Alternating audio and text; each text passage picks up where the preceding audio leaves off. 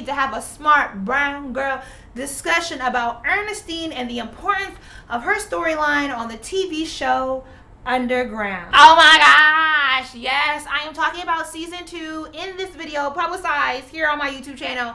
I am doing reviews. They are just posted in video and blog format on my website, julesy.com. If that's too much for you, you wasn't a real one anyways. But for the rest of you, you can subscribe to my blog and it will come straight to your inbox, or follow me on Twitter or Facebook, where the posts funnel out as well. This is super helpful because I can give you what you want, moving in the direction that I need to. This accomplishes so many things, but check the season 2 reviews of Underground on julesy.com. And now let us get into this discussion on Ernestine, brought to you by ShopSmartBrownGirl.com. Now with the long sleeve tees that are super comfy and cute. Ernestine in season 2 is basically a crackhead, and her storyline addresses several layers of integral history to the treatment of black women and their bodies in America. The most obvious one is how we castrate the images of black folks who fell into the crack epidemic. You could think of it in the context of how drugs that befell the black community were seen as an epidemic, and in modern times, the drugs that have rapidly befell suburban white homes is seen as a crisis where folks need and deserve saving. Ernestine, in all her creamy beige bedeviled glory, I mean, I do get a giggle out of how hard it is for Hollywood actors to hide their glamour even when playing slaves. Ernestine humanizes the trajectory that leads one to becoming addicted to drugs.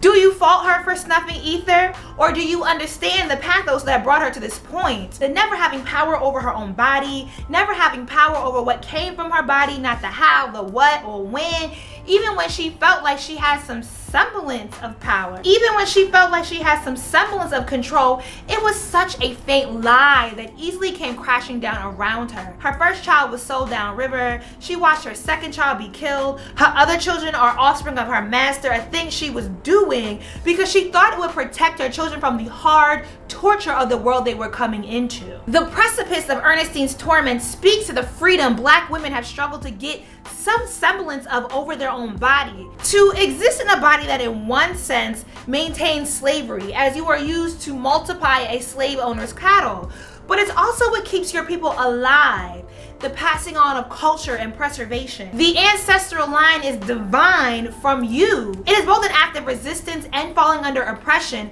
It's a battle, and Ernestine is living through the torment of it all. But this is not a torment singular to her. We make fun and have Lapoon, the character of the black woman cracker who ain't got time for that, while having all the feels for Ernestine. We have got to reevaluate what got us here and what we must do better, pushing back against a system that has shaped this nefarious viewpoint, created this definition only to benefit imperialism. Dorothy Roberts in Killing the Black Body breaks this down very thoroughly. The history of policing black women's body from slavery to present day, it is definitely a worthwhile and good read.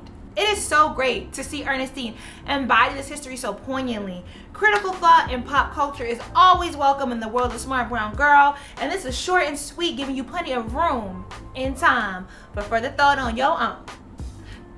Deuces.